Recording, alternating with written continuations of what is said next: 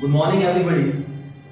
सभी स्टूडेंट्स को बहुत सारी प्रॉब्लम रहती है कि सर जीरो से पढ़ाइए, बिल्कुल स्टार्टिंग से। तो चीज़ों को बिल्कुल बेसिक से स्टार्ट करेंगे, बिल्कुल जीरो लेवल से होगा, जो आपके लिए बेहद जरूरी होगा। ये बेनिफिट इसलिए है, ये सभी बच्चों के लिए है, चाहे वो 5th में हो, 6th में हो, या फिर 12th पास आउट हो या वर्किंग हो।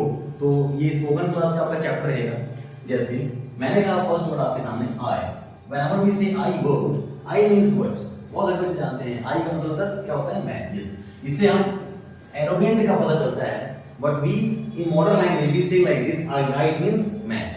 When we say the next word you, you क्या होता है, तुम, या फिर हम इसे आप भी बोलते हैं। जब हम रिस्पेक्ट देते हैं तो हमें क्या बोलना है, आप। तुम वगैरह हम फ्रेंडशिप सर्कल में जब हम फ्रेंड वगैरह होते हैं तो हम बोल लेते हैं वी से तुम। When we say the next word that is the very simple they. They का मतलब होता है वे, या फिर वे लोग भी हम कहते हैं, मतलब एक से ज्यादा। वे या फिर वे लोग। आप वे को समझ सकते हो, मतलब एक से ज्यादा को अलग रिप्रेजेंट करता है। When we say the next word we, we is what, it is all about what, हम या फिर हम लोग। जो भी स्टूडेंट्स इसको जानते हैं उनका रिवीजन हो रहा है। हालांकि when we say the next word ही, ये ही क्या होता है, ही मतलब मेल के लिए, मतलब वह, that is about single.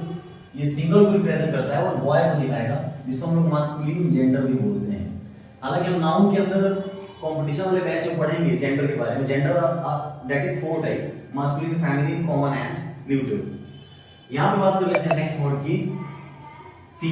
She means what, सी का मतलब हम फीमेल के लिए यूज करते हैं, दैट इज फेमिनिन जेंडर। इसका मतलब है वह, गर्ल को रिप्रेजेंट करता है ये, जिसको आप लोग फेमिनिन भी बोलते हैं। हालांकि नेक्स्ट एक लास्ट वर्ड बचता है हमारे पास, वो बहुत इंपॉर्टेंट है, जिसको हम लोग बोलते हैं इट।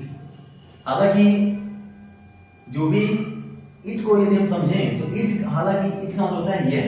इट एक इंट्रोडक्टरी वर्ड है, ये डमी सब्जेक्ट भी है। इट हो गया, देयर हो गया, दोनों में फर्क है।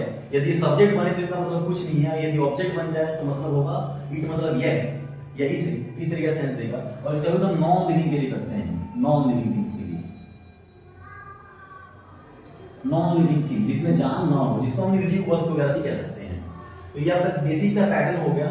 आई मींस मैं, यू मींस तुम या फिर आप, दे मींस वी मींस हम, ही मींस वह, मास्कुलिन के लिए, मेल के लिए, सी मींस वह, फीमेल के लिए। When we talk about next it, it means यह, इसके लिए नॉन लिविंग। यदि हम इसको पैटर्न वाइज करने की कोशिश करें, यदि हम इसके केस को समझें कि कौन सा हमारा फर्स्ट पर्सन है, सेकंड पर्सन है, तो बिल्कुल बेसिक तरीके से आपको सीखना है। Let's talk about the pattern. इसका एक पैटर्न हम लोग देखते हैं। जैसे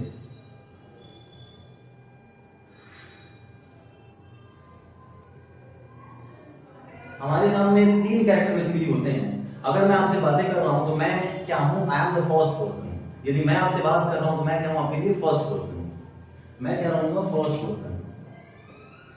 यदि मैं जिससे बात कर रहा हूं, जो मेरे पास है, मेरे पास जो मेरा स्टूडेंट है, वो मेरे लिए क्या है, वो सेकंड पर्सन। यदि हम दोनों प्रेजेंट हैं तो वो क्या है मेरे लिए, सेकंड पर्सन। जब हम दोनों मिलके आपकी बातें करें या किसी थर्ड की बात करें जो प्रेजेंट है ही नहीं, वो हो जाएगा हमारा थर्ड। तो कैरेक्टर्स कितने हो गए, जो पैटर्न है हमारे 3, first person, second person, third person.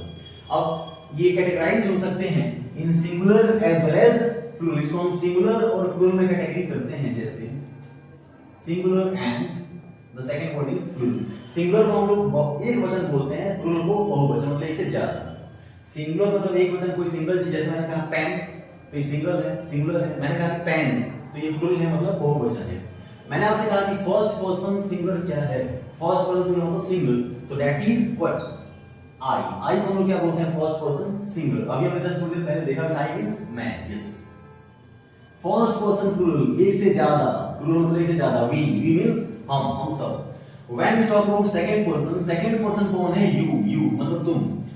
यदि मैं सेकंड पर्सन सिंगुलर हमने देखा यू, लेकिन सेकंड पर्सन प्लूरल क्या है, बहुत सारे स्टूडेंट जानते हैं प्लूरल क्या है, बहुत सारे स्टूडेंट इसमें कंफ्यूजन रहती है। तो सेकंड पर्सन प्लूरल भी क्या है, यू। इन दोनों में काफी ज्यादा फर्क है। ये सब्जेक्टिव केस भी है, कुछ किताबों में सब्जेक्टिव केस को हम लोग नॉमिनेटिव केस के नाम से भी जानते हैं। मैंने कहा कि आई नो यू, मैं तुम्हें जानता हूं, जब मैं तुमसे बात कर रहा हूं। यदि आप अकेले देख रहे हो, मैंने आपसे कहा कि आई नो यू, मैं तुम्हें जानता हूं, तो उस केस में मैं इस यू की बात कर रहा हूं, I am talking about this you. लेकिन सपोज आप 2 से ज्यादा हो, 1 से ज्यादा हो, 2 हो, 3 हो, तो उस केस में क्या बोलूंगा, आई नो ये यू नहीं, ये वाला ये। अब कहोगे सर दोनों में फर्क क्या है? बिल्कुल फर्क है, स्पेलिंग सेम है लेकिन मतलब भी सेम है, लेकिन यूज अलग अलग है। तो ये आपको ध्यान रखना है, कब ये सिंगुलर बनेगा कब प्लूरल, दोनों बन सकता है। मतलब यू दोनों बन सकता है, सिंगुलर प्लूरल सब्जेक्ट यही होता है, ऑब्जेक्ट केस भी होता है, इसको हम ऑब्जेक्टिव केस कहते हैं। When we talk about third person singular क्या होता है हमारा? कोई third character, singular he, she, it या कोई एक नाम, या तो ही है या शी है या फिर इट है, जिसे हमने सीखा था क्या नाउन देने के लिए। एंड वन नेम आप जानते हो, राम, श्याम, सीता, कुछ इस तरीके से words. When we talk about the third person plural क्या होता है? That will be they।